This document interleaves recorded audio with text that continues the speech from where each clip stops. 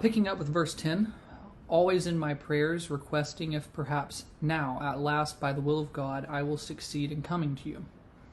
Now we start to get a clearer picture of the context in which Paul is writing.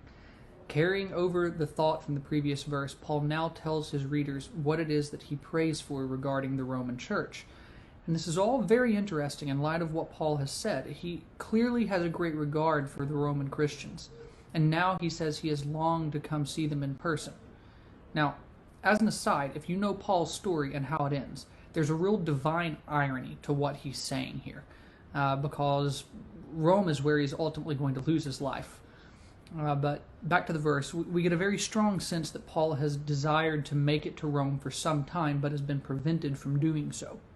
This is something that he takes up with God fairly regularly, it seems. Now, the obvious question is, what has stopped Paul from coming to Rome, if that's what he's wanted to do?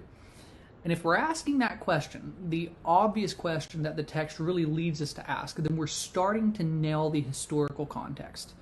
The Roman Christians are very likely wondering the same thing. Why hasn't this man come to see us?